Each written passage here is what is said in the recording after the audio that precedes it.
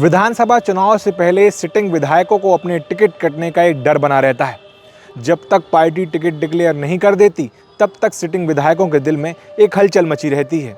ये डर बीजेपी में थोड़ा ज़्यादा इसलिए रहता है क्योंकि कब क्या हो जाए कोई भरोसा नहीं। लेकिन लगता है सागर विधायक शैलेंद्र जैन को पूरा भरोसा है कि उन्हें चौथी बार सागर विधानसभा से बीजेपी अपना उम्मीदवार बनाएगी। विधायक शैलेंद्र जैन के इस भरोसे के पीछे आखिर क्या वजह है, इसकी पड़ताल आज करने की कोशिश करेंगे।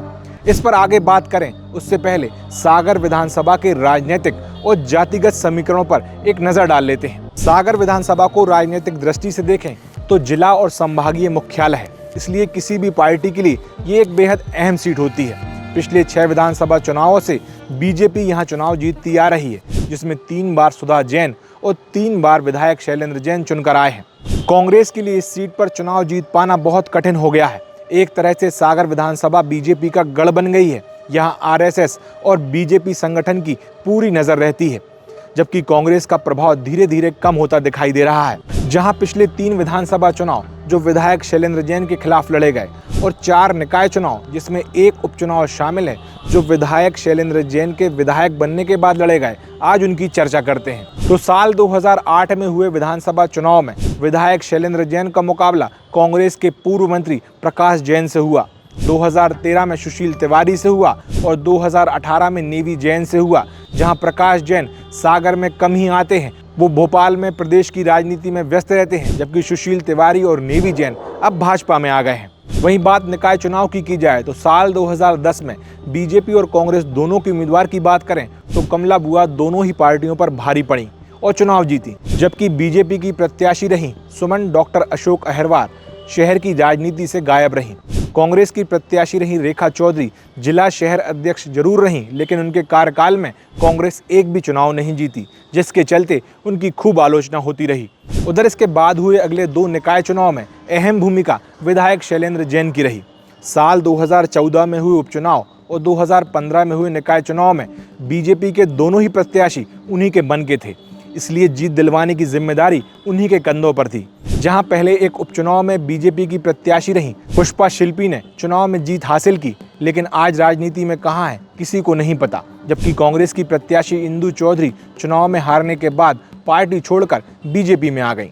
उधर 2014 के निकाय चुनाव में बीजेपी के अभय दरे, जो कि शैलेंद्र जैन की पसंद थे, और कांग्रेस के जगदीश यादव के बीच मुकाबला हुआ, जिसमें जगदीश यादव ने जोरदार टक्कर भी दी, लेकिन विधायक शैलेंद्र जैन के चुनाव कौशल की वजह से बीजेपी चुनाव जीत गई। आज अभय दरे यदा कदा बीजेपी के कार्यक्रमों में दिखाई देते हैं। वहीं जगदीश यादव को निकाय चुनाव में मिली सम्मानजनक हार के कारण वो ओवर कॉन्फिडेंस में आ गए और साल 2018 का विधानसभा चुनाव समाजवादी पार्टी से लड़ बैठे, लेकिन बुरी तरह हारे। फिर कुछ दिन बाद बीजेपी में शामिल हो गए, वहां भी सम्मान समझ नहीं आया, अब वापस कांग्रेस में आकर राजनीति कर रहे हैं। कुल मिलाकर इन दोनों चुनावों में विधायक शैलेंद्र जैन की राजनीतिक काबिलियत देखने को मिली, जबकि साल 2022 का निकाय चुनाव थोड़ा अलग साबित हुआ। इस चुनाव में सागर के जाने माने नेता सुशील तिवारी की पत्नी संगीता तिवारी को पार्टी ने मौका दिया। ये मंत्री भूपेंद्र सिंह के खेमे के थे। वहीं कांग्रेस के उम्मीदवार विधायक शैलेंद्र जैन के भाई पूर्व विधायक सुनील जैन की पत्नी निधि जैन थी। यहाँ सभी के प्रयासों से संगीता सुशील तिवारी अच्छे मार्जिन से चुनाव जीती, लेकिन इस चुनाव में सबकी नज़र विधायक शैलेंद्र जैन पर रही। उनकी अहम भूमिका इसलिए भी रही क्योंकि उन्होंने बीजेपी को जिताने में भले ही जी जान लगा दिया हो और बीजेपी चुनाव जीत भी गई हो, लेकिन उन्हें इसका सिला अपने भाई और परिवार को हार कर चुकाना पड़ा। साथ ही चुनाव में की गई उनकी मेहनत को भी वो श्रेय नहीं मिल पाया जो मिलना चाहिए था। कुल मिलाकर विधायक शैलेंद्र जैन जब से विधायक बने हैं तब से विधानसभा और निकाय चुनाव 7 हुए हैं, जिनमें उनके द्वारा लड़े गए 3 विधानसभा चुनाव वो अच्छे मार्जिन से जीते हैं। वहीं एक कमला बुआ वाले चुनाव को छोड़ दिया जाए तो सभी निकाय चुनाव भी उनके कार्यकाल में जीते ही हैं। राजनीतिक दृष्टि से विधायक शैलेंद्र जैन एक कुशल राजनेता के तौर पर अपना सिक्का चलाने में हमेशा कामयाब रहे। वहीं बात जातिगत समीकरण की करें तो सागर सीट में ब्राह्मण और जैन 2 जातियों का अच्छा खासा प्रभाव है। दोनों ही प्रमुख दल बीजेपी और कांग्रेस यहां से इन्हीं पर दांव खेलती हैं। शुरुआत के 3 चुनाव साल 1952, 1957 और 1962 छोड़ दिए जाएं, जब कांग्रेस के टिकट पर सागर के पहले विधायक मोहम्मद शफी चुनाव जीते थे। उसके बाद साल 1967 से 1990 तक जब कांग्रेस के विधायक जीतते आए, तब 1967 में डालचंद जैन, उसके बाद साल 1972 में पंडित ज्वाला प्रसाद जोशी चुनाव जीते। इसके अगले 2 चुनाव 1977 और 1980 में शिव कुमार श्रीवास्तव और उसके बाद 1985 और 1990 में प्रकाश जैन चुनाव जीते, जो मध्य प्रदेश सरकार में मंत्री भी बने। इसके बाद 3 चुनाव 1993, 1998 और 2003 में बीजेपी की सुधा जैन चुनाव जीती। उसके अगले 3 चुनाव यानी 2008, 2013 और 2018 में वर्तमान बीजेपी के विधायक शैलेंद्र जैन चुनाव जीते।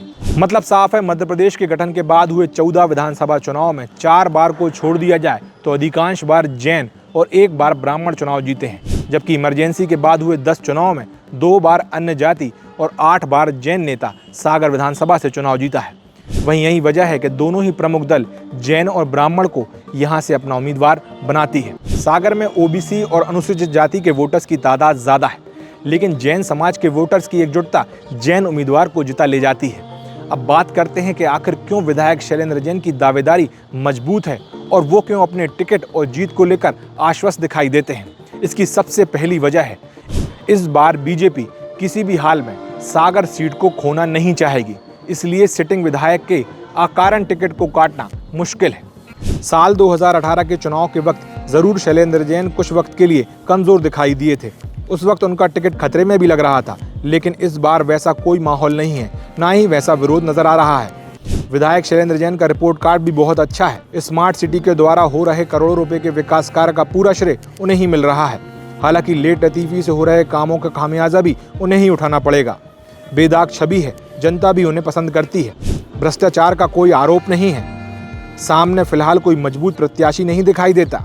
दावेदारों में भी कोई ऐसा चेहरा नहीं जो विधायक शैलेंद्र जैन की भरपाई कर सके। विधायक शैलेंद्र जैन जैन समाज अकेले के नेता नहीं हैं, अन्य समाज और धर्मों के नेता भी साबित हुए हैं। उनकी उपलब्धता और कार्यशैली का कोई सानी नहीं है। शैलेंद्र जैन अगर चुनाव जीतते हैं और बीजेपी की सरकार बनती है तो इस बार वो मंत्री भी बनाए जा सकते हैं। सागर विधानसभा क्षेत्र की महिलाओं के साथ उनकी पत्नी की निकटता का उन्हें पूरा लाभ मिलेगा। आखिर में सबसे अहम बात, विधायक शैलेंद्र जैन जैन समाज में सागर के ही नहीं बल्कि प्रदेश भर के नेता हैं। समाज की आवाज़ विधानसभा और अलग अलग स्तर पर उठाते हैं, इसलिए अगर उनके टिकट से छेड़छाड़ होती है तो इसका प्रभाव प्रदेश की अन्य सीटों पर भी देखने मिल सकता है। ये कुछ कारण और वजह थी जो विधायक शैलेंद्र जैन के भीतर आत्मविश्वास भरे हुए हैं। आज शहर उनके किए हुए कार्यों के होर्डिंग फ्लैक्स से सजा हुआ है। बीजेपी से उनको मौका मिलेगा ये लगभग तय है। उनकी कार्यशैली को लेकर बिना किसी ठोस कारण के नाराजगी किसी में दिखाई नहीं देती। फिर विरोधियों का काम तो हमेशा कमी निकालना ही होता है, इसलिए बावजूद इसके भी शैलेंद्र जैन एक मजबूत दावेदार के रूप में दिखाई दे रहे हैं।